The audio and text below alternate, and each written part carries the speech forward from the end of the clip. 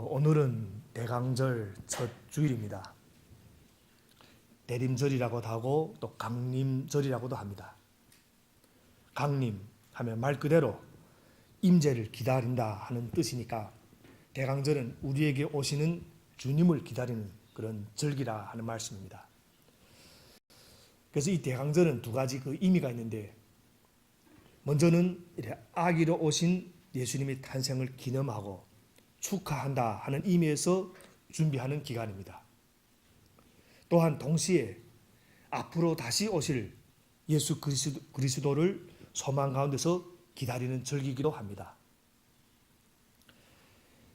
그래서 교회력에서 새로운 한 해가 시작되는 대강절은 11월 말 혹은 11월 초이기 때문에 이 세상의 시간으로는 마지막 마무리할 그런 기간입니다. 그리고 또 대강절은 시기적으로 보면 이 성탄절을 앞두고 지키는 또 그런 절기이기도 합니다. 그래서 모든 이 교회가 이 대강절이 되면 이 성탄절을 준비하고 또 기다리게 됩니다. 그런데 우리 교회에는 그 교회력이라는 그런 력이 있습니다. 교회력. 그리고 교회력에는 또 주일마다 이렇게 정해진 말씀들이 있습니다. 물론 지금은 그렇게 그대로 지키지는 않습니다. 실제로 이 대강절 이 첫 주일에 정해진 성경 말씀 내용은 어떤 내용인가 하면 예수께서 다시 오신다 하는 재림에 대한 말씀을 교회력에서는 그 대강절 첫 주일에 이렇게 전했습니다. 다시 말하면 새롭게 시작하면서 가장 먼저 생각해야 하는 것이 마지막 재림이라 하는 것이 됩니다. 그럼 도대체 그 이유가 무엇인가? 저 나름대로는 개인이든 전체 집단이든 우리 인간의 삶과 역사는 절대로 영원할 수 없다는 사실을 알려주기 위한 것이 아닐까 하고 생각해 봅니다. 아무리 특별하고 위대해도 인간의 삶과 역사에는 분명히 끝이 있다 하는 것입니다.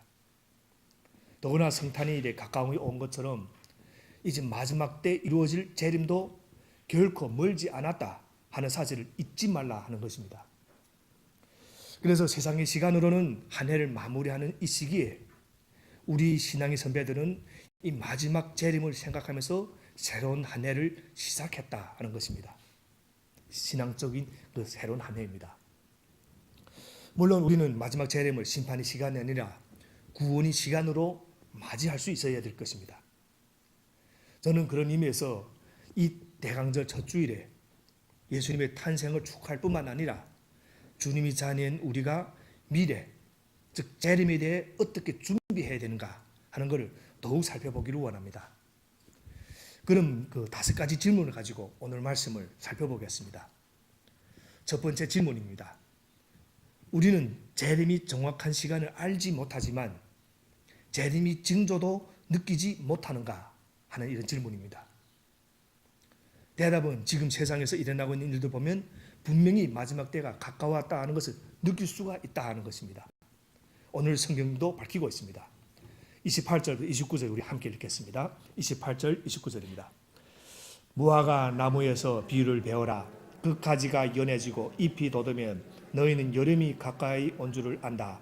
이와 같이 너희도 이런 일들이 일어나는 것을 보거든 인자가 문 앞에 가까이 온 줄을 알아라. 너희도 이런 일들이 일어나는 것을 보거든. 예수님이 그 32절에 보면 그날과 그때는 아무도 모른다고 하셨지만 어느 정도 징조는 있다 하는 말씀입니다. 사실 지금 이 세상에는 자연재해가 많이 있습니다. 게다가 끊이지 않는 전쟁, 또 민족 분쟁, 그리고 테러도 곳곳에서 발생합니다. 그리고 또 세상에 보면 동성애가 성행하고 옛날에 그 소돔과 고모라 같은, 그래서 우리는 이러한 일들이 일어나는 것을 볼 때 정확한 때는 몰라도 그날이 분명히 가까워 왔다 하는 것을 우리는 충분히 느낄 수 있는 것입니다. 인자가 문 앞에 가까이 온 줄을 알아라. 그럼 두 번째 질문입니다. 그리스도인으로서 이때 우리는 무엇을 하겠는가? 무엇을 해야 되는가? 하는 질문입니다. 33절을 보면 조심하고 깨어 있으라고 분명히 말씀하고 있겠습니다. 그런데 우리가 당연히 그것을 알면서도 잘 안 됩니다. 그 주된 이유가 있습니다. 우리가 삶 속에서 깨어있지 못하고 집중하지 못하도록 방해하는 것들이 너무나도 많기 때문에, 그래서 우리 눈이 자꾸 이렇게 분산되는 겁니다. 특히 그 사탄이 우리가 마지막 때를 대비하지 못하게 방해하는 그 주된 것을 하나 꼽으라면 아마 좋은 것들일 겁니다. 우리 눈에 보기 좋은 것들, 하면 내가 즐거운 것들, 하면 내게 유익이 되고 좋은 것을 통해서 우리 눈을 자꾸 분산시키는 것입니다. 꼭 사탄이 아니라도 이 세상의 속도가 지금 너무 빠른 것입니다. 요즘 얼마나 속도가 빠른지 모릅니다. 옛날에는 꿈도 꾸지 못했던 것들이 많이 일어나고 있고, 그래서 무인 자동차도 개발되고 전기 자동차도 지금 생겨나고, 그래서 우리는 이런 속도를 따라가지 못하는 것입니다. 결국 세상은 점점 더 빠른 스피드로 요구를 하고 있습니다. 빠른 것을 좋아하고, 사실 교회도 똑같습니다. 교회도 빨리 좀 했으면 좋겠다, 빨리 했으면 좋겠다, 이런 것들 많이 있습니다. 그래서 우리가 기도도 안 하고 빨리 하려고 하고, 빨리 길로 내리려고 하고, 그러면 이토록 빠르게 변하는 세상 속에서 우리가 미래를 준비하는 게 참 힘이 드는 것입니다. 우리가 그 40km를 달리는 그런 자동차에서 옆 창문으로 옆에 그 경치들을 보면 잘 보입니다. 그런데 한 140km, 150km를 달리는 그런 차에서 옆에 경치를 보면 잘 보이지 않는 것입니다. 마찬가지로 이 세상이 너무 빠르니까 우리가 제대로 보지를 못하는 것입니다. 또한 우리 눈을 그 분산시키는 게 뭐 하나 더 있는데, 그것은 바로 선택사항이 너무 많다는 것입니다. 너무나도 많은 정보들이 있는 것입니다. 전에 제가 좀 감기 기운이 있어서 약국에 감기약을 이렇게 사러 갔더니, 감기약도 종류가 어떻게 많은지 뭘 사야 될지 모를 정도로 이렇게 감기약도 종류가 너무나 많은 겁니다. 이런 것들이 쌓이고 또 쌓이다 보니까 우리가 삶 속에서 정말 중요한데 집중하기보다는 자꾸 이런 데 분산이 되는 것입니다. 그래서 시대가 지날수록 정말 중요한 일에 집중하지 못하고 자꾸 다른 데 우리 눈이 분산되게 해서 미래를 준비하는 것을 우리가 방해하라는 것입니다. 우리는 지금 어떤 시대에 살고 있는가? 한마디로 변화의 시대이고 선택이 홍수의 시대에서 살고 있다고 해도 과언이 아닐 것입니다. 모든 것이 너무나 빠르게 움직이고 있고 모든 것이 다 변화되고 있습니다. 그럼 우리 여기서 또 질문해야 됩니다. 이러한 변화되는 상황 속에서도 변화되지 않는 것이 있는가 하는 질문입니다. 우리 예수님은 있다고 합니다. 그것이 무엇인가? 31절에 나옵니다. 우리 31절을 함께 읽겠습니다. 31절. 하늘과 땅은 없어질지라도 나의 말은 절대로 없어지지 않을 것이다. 나의 말. 여기서 전체적으로 말하면 이것이 하나님 말씀이라도 무관하지 않을 겁니다. 아주 놀라운 선언인 겁니다. 2000년 전에 예수님은 이 세상이 이토록 빠르게 변화될 것을 알고 계셨습니다. 변하다가 결국은 끝날 때가 온다는 것도 알고 계셨고, 그래서 변화하는 세상 속에서도 변하지 않는 것을 우리에게 알려주었던 것입니다. 그것이 바로 하나님의 말씀이라. 바로 여기에 미래를 우리가 준비하는 열쇠가 있는 것입니다. 세상의 모든 것은 다 변하고 변질이 되고, 그러나 하나님은 변함이 없으시고 그분이 말씀도 또한 변함이 없다. 이 선언인 것입니다. 그래서 우리가 구원의 확신을 가질 수 있는 것이, 왜 우리는 나는 구원받았다 하고 확신을 가질 수 있습니까? 지난번에 이기훈 목사님 이기훈 목사님 오셔서 그 말씀 해주셨습니다. 우리가 왜 구원의 확신을 가질 수 있는가? 하나님의 말씀에 변화가 없기 때문에 우리가 이 구원의 확신을 가지고 있는 겁니다. 다시 말하면 옛날에 2000년 전에 주신 말씀, 주님을 믿으면 구원받는다. 예수님을 믿으면 구원받는다. 이 말씀이 시대가 변하고 바뀌었으니, 그것도 바뀌었다고 하셨으면, 바뀌었다면 큰일인데 이 말씀이 변함이 없는 겁니다. 예수님을 믿으면 구원을 받는다. 이 말씀은 2000년 전에 주신 말씀이지만 지금도 우리 2000년 동안 계속 이 말씀은 우리에게 있는 말씀, 우리에게 변함없는 말씀인 겁니다. 그러니까 하나님 말씀이 바뀌지 않고 영원하다. 그래서 우리가 천국에 들어갈 이 확신을 가질 수 있는 것입니다. 지금 우리 많은 사람들이 과학기술이 발전을 신뢰합니다.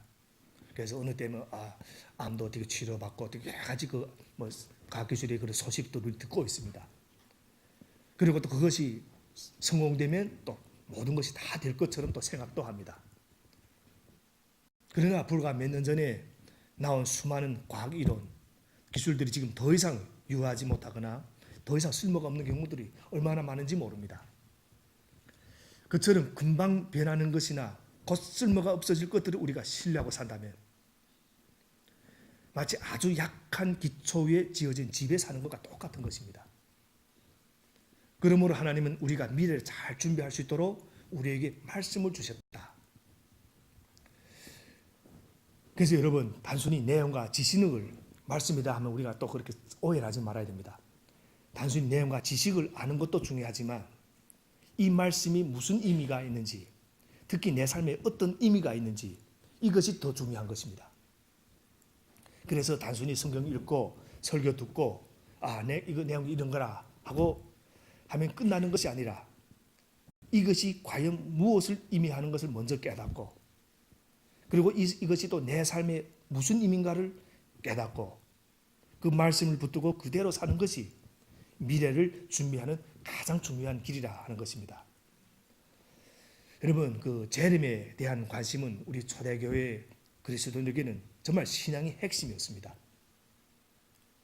그래서 신약 성경도 보면 이 사도 바울의 서신이 있습니다. 사도 바울의 한 서신을 13개 정도를 이렇게 서신에 썼는데, 그 가운데서 에베소서, 빌레몬서, 그리고 갈라디아서를 빼곤 10개 서신에 이 재림에 대해서 소개를 합니다. 이 재림이 믿음을 가지고 재림이 믿음이 어떤 것인가 하는 것 서신에 다 소개했습니다. 다시 말하면 재림을 준비하는 그런 믿음을 가져라 하고 사도 바울이 2000년 전의 서신 속에서 이렇게 밝혔습니다. 그럼 우리가 또 여기서 네 번째 질문이 나옵니다. 그럼 어떻게 하는 것이 재림을 준비하는 믿음인가? 오늘 보면 32절을 그 말씀이면 32절 우리 함께 읽겠습니다. 그러나 그날과 그때는 아무도 모른다. 하늘의 천사들도 모르고 아들도 모르고 오직 아버지만 아신다. 이 말씀은 첫째로 그 어느 누구도 예수님이 재림이 언제인지 알 수가 없다 하는 말씀입니다. 이건 분명합니다. 지금 이단들이 어느 날에 예수님이 재림하신 이건 다 거짓말인 겁니다. 성경이 분명히 밝히고 있습니다. 누구도 모른다. 그래서 미래학자들도 이전에 이런 것들을 많이 예측했습니다. 그런데 계속 들려왔던 겁니다. 그래서 미래는 어떻게 될 것인가? 이것은 우리가 모릅니다. 그러나 우리는 성경 말씀 통해서 우리는 믿는 사람은 무엇을 아는가 하면 이 미래를 누가 붙들고 있는가 하는 건 압니다. 바로 전능하신 이 하나님이 이 미래를 붙들고 계신다. 그래서 이것을 우리는 아는 겁니다. 그래서 다윗도 시편에서 보면 이런 고백을 합니다. 누가 뭐라고 해도 나는 주님만 의지하며 주님이 나의 하나님이라고 말할 것이다. 내 앞날은 주님이 손에 달렸으니. 우리가 할 일은 미래에 대해 두려워하거나 세계 종말에 대해 벌벌 떨면서 두려워하는 것이 아니라 미래를 붙들고 계시는 주님을 붙드는 것이다. 그래서 미래는 주님이 뜻 가운데 있기 때문에. 그리고 둘째는 천사들도 그리스도의 재림의 시기를 모른다 하는 것입니다. 심지어 천사들도 예수님이 언제 재림하실지 모른다 하고 성경은 밝히고 있습니다. 우리 잘 알다시피 천사들은 어떤 존재인가 하면 그 초자연적인 존재입니다. 그래서 하나님 보좌에서 하나님을 또 섬기면서 또 하나님이 명령하시면 천사들이 움직이는 그런 존재들입니다. 그런데 이런 중요한 일을 감당하는 천사들인데도 불구하고 하나님께서 정해주신 이 재림의 날짜를 알지 못한다 하는 것입니다. 그래서 만일 누가 천사들도 모르는 것을 자기가 안다고 주장한다면 이것은 엄청난 교만인 것입니다. 셋째는 아들도 자신이 재림의 날짜를 모른다고 합니다. 이것이 아주 좀 우리에게 논란이 좀 있습니다. 어떤 인간도 어떤 천사도 그날과 그 시기를 모른다 하는 것은 우리가 어느 정도 이해할 수 있습니다. 그런데 하나님의 아들이신 예수님도 자기 자신이 재림하는 것을 모른다. 이 부분에는 우리가 좀 이해가 되지 않습니다. 그래서 많은 사람들도 학자들도 이 구조를 가지고 연구도 하고 논쟁도 엄청나게 했습니다. 예수님이 전능하신 하나님이신데 성자 하나님인 예수님께서 어떻게 자신이 재림의 때를 모른다는 것인가. 그래서 그 논란을 하면서 학자들이 어느 정도의 결론을 내렸습니다. 그 결론을 보면 이런 결론입니다. 예수님은 이 말씀하시는 이 순간, 이 말씀이 예수님이 하신 말씀입니다. 이 말씀하시는 이 순간에는 아직 십자가에서 죽지 않았고 또 부활하지 않으셨기 때문에 아직 인간의 몸이기 때문에 인간의 입장에서 그 시기를 모른다고 말씀했을 뿐이라. 충분한 해석은 되지 않지만 우리가 어느 정도 납득될 수 있는 해석입니다. 그러나 이 말씀이 어떤 뜻인가에 떠나서 오늘 마가복음이 우리에게 전해주는 것은 한 가지입니다. 예수님이 재림이 정확한 시간은 아는 사람이 아무도 없고 오직 하나님만 안다. 이것은 성경의 말씀 정확한 결론입니다. 그러면 여기서 우리가 또 질문할 수 있습니다. 그러면 우리는 어떻게 살아야 하는가 하는 다섯 번째 질문입니다. 이건 날짜도 모르고 언제 오실지도 모르고 이러면 우리는 어떻게 살아야 되는가? 그럼 우리는 어떻게 살아야 되는가? 그 말씀이 이제 33절부터 37절에 나옵니다. 우리 함께 읽겠습니다. 좀 길지만 함께 읽겠습니다. 시작. 조심하고 깨어있으라. 그때가 언제인지를 너희가 모르기 때문이다. 사정은 여행하는 어떤 사람의 경우와 같은데 그가 집을 떠날 때 자기 종들에게 권한을 주어서 각 사람에게 할 일을 맡기고 문지기에는 깨어있으라고 명령한다. 그러므로 깨어있으라. 집주인이 언제 오는지 저녁 늦길인지 한밤중인지 달기 무렵인지 이른 아침녘인지 너희가 알지 못하기 때문이다. 주인이 갑자기 와서 너희가 잠자는 것을 보게 되는 일이 없도록 하여라. 내가 너에게 하는 말은 모든 사람에게 하는 말이다. 깨어 있으라.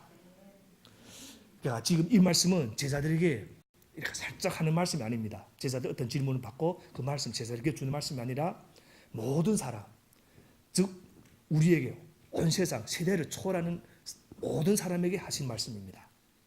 그런데 뭐라고 하시는가 하면 33절을 보면 조심하고 깨어있으라. 34절을 보면 깨어있으라고 명령한다.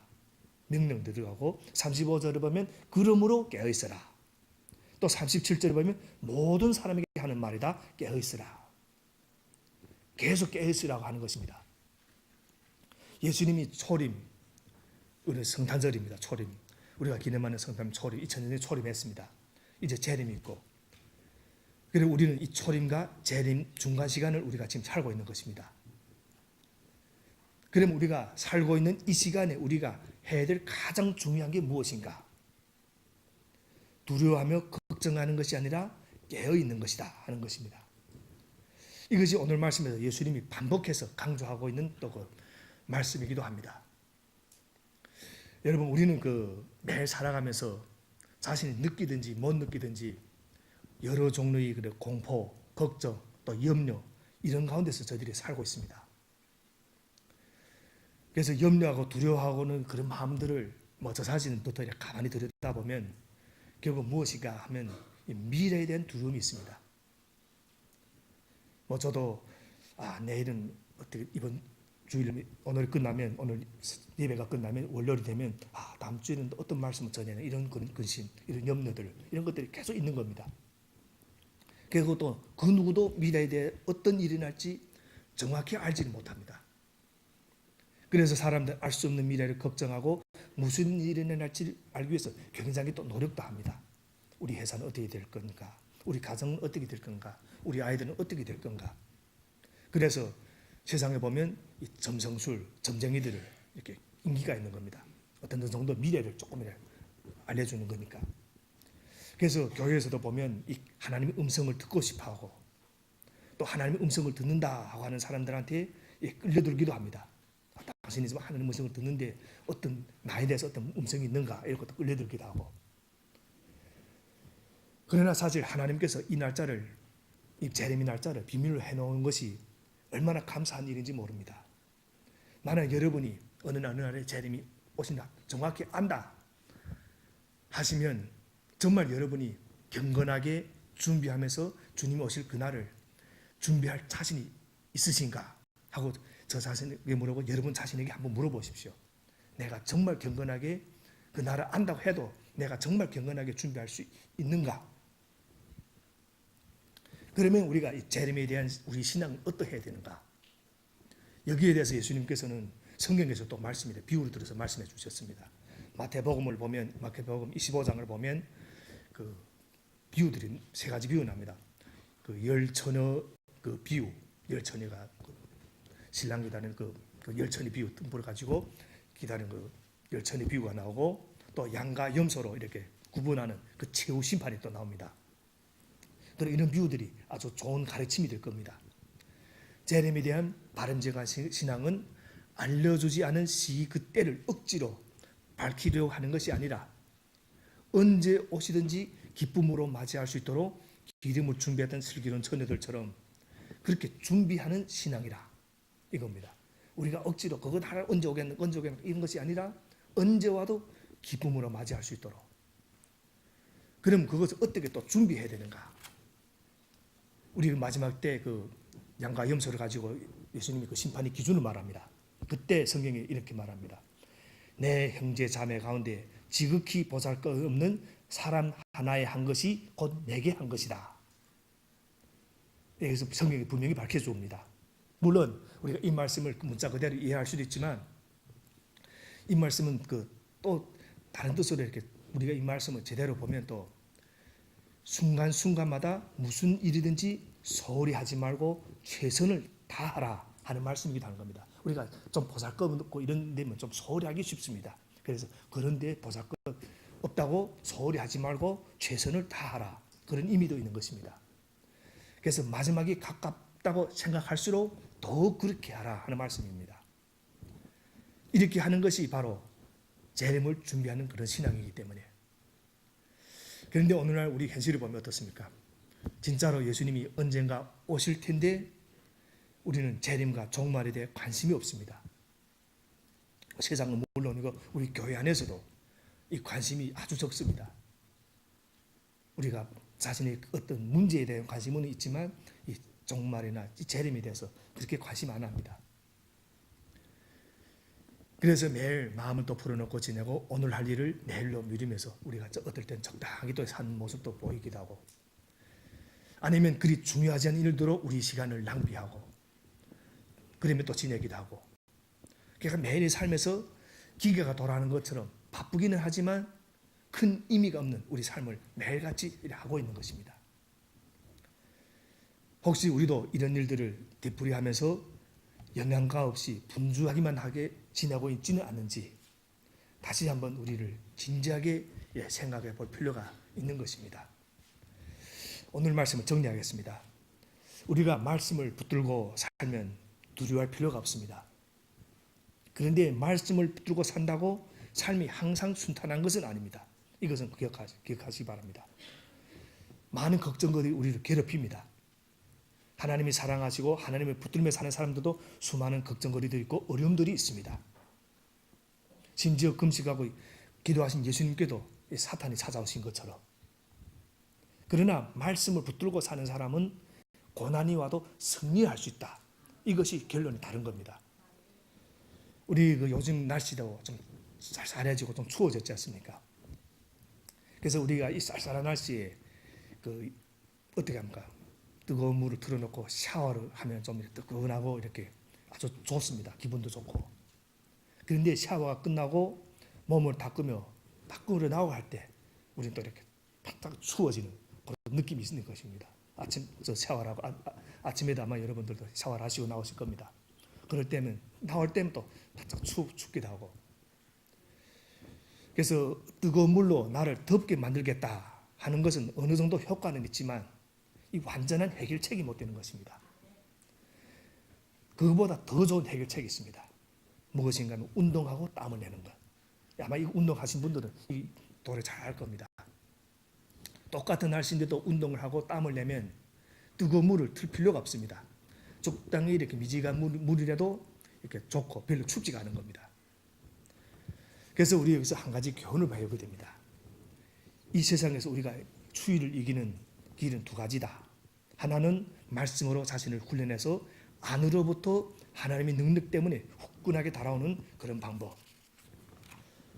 즉 운동으로 땀을 내는 것. 두 번째는 뜨거운 물로 샤워하는 방법. 그래서 예배 참석해서 남이 해주는 설교, 목사가 해주는 설교를 듣고 이런 것들은 사실은 쉽게 식습니다. 여러분 오늘 설교 듣고 나가면 30분 안 돼서 무슨 말씀 했는지 아마 기억 못할 겁니다. 쉽게 식습니다. 어느 정도 효과는 있지만 금방 식는 겁니다. 자신이 직접 성경 말씀을 읽고 묵상하며 나갈 때 지속이 되는 것입니다. 바로 이런 것들이 어떤 어려움이 생길 때 사람이 위로의 말씀을 듣고 설교를 들으면 어느 정도 위로를 받을 수 있지만 그것은 금방 식어버린다. 그러나 말씀을 꾸준히 읽고 묵상할 때 마치 운동으로 몸에서 그 땀이 나는 사람 같이 이 세상에 추위가 몰려와도 괜찮은 것입니다. 이겨낼 수 있게 되는 것입니다. 그래서 저는 우리 교회 성도님들이 고난을 단지 고난과 어떤 걸 그런 것들이 아니라 문제 해결하면 문제를 그런 것이 아니라 문제를 이겨낼 수 있는 그런 힘을 기르는 그런 성도님들이 되기를 바랍니다. 그래서 정말 매일 영원히 변하지 않는 이 하나님 말씀을 붙들고 정말 이 추운 세상 속에서도 승리하는 우리 모두가 되기를 주님 이름으로 축원합니다. 기도하겠습니다.